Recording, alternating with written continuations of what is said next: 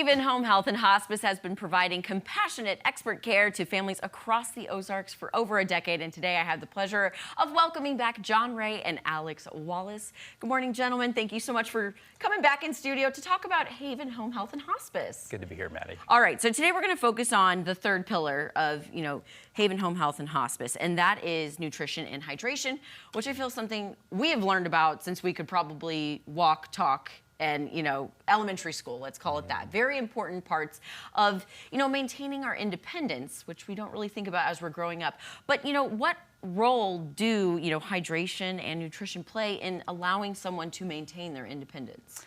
It's really huge, and we'll talk in a minute about hydration, but nutrition specifically, older folks sometimes just aren't hungry, and sometimes their activity level drops, sometimes it's medication related. There's a lot of issues around, and some of them have poor nutrition, so they eat a lot or they eat enough, but it's as I've heard it before, they're overfed but undernutrient. Mm-hmm. So they aren't getting what they need, and so their bodies just don't have enough tools to process and maintain good bone density or muscle density, and this is critical for people being able to keep their function up, and it slowly dwindles away over time, and so the level of nutrition is really, and the type of nutrition is really important. Yeah, definitely the type of nutrition. I feel you on that one. So then what would you say are some early warning signs that someone isn't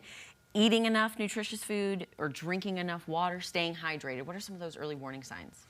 I'm going to talk about hydration. So when it comes to hydration, there's a lot of different factors that go into that. Mm-hmm. When people have a fall or they go to the hospital, sometimes they'll come home and they'll not want to drink as much water because they have to get up and go to the bathroom, and they're like, I don't want to go to the bathroom. So they underdrink throughout the day. Sometimes their medications cause them to have to go to the restroom more and more often as well. So they cut back on their hydration, which leads to more issues for people because it causes you to be weak when you're dehydrated. Mm-hmm. Yeah. And so without being, that pushy or overbearing family member, what are some simple ways families can kind of improve nutrition and hydration at home? Well, one of the things that we recommend is once we have a nurse come in to do the initial assessment, they'll check in with the physician, make sure there aren't any nutritional restrictions or hydration restrictions, because sometimes they do. But then they'll make a recommendation on how many ounces, and then we recommend having a certain size, fill it up to the recommended amount, yes, and then monitor how often that goes down to they finish it off like a goal. Yeah. But again, just encouraging them, because again, sometimes they suffer from incontinence and different things like that. Yep. And there's like, I need to not drink as much. I don't want to get up. I don't want to have another fall.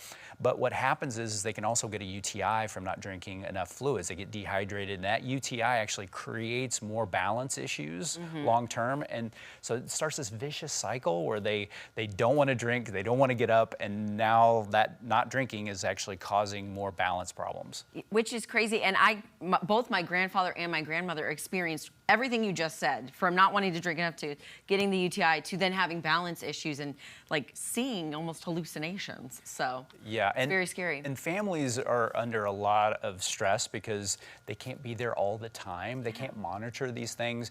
And we specialize in these 5 pillars, and nutrition and hydration is so critical to the success of that individual being strong, because all 5 pillars tie together to make sure that somebody stays safe at home, but not just safe, but strong, yeah, and vibrant. And so catching it early is really critical.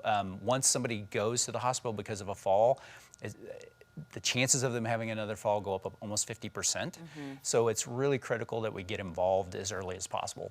Okay. And the best way to get a hold of Haven Home Health and Hospice? Yeah, you can call us at our number at 417-581-1234.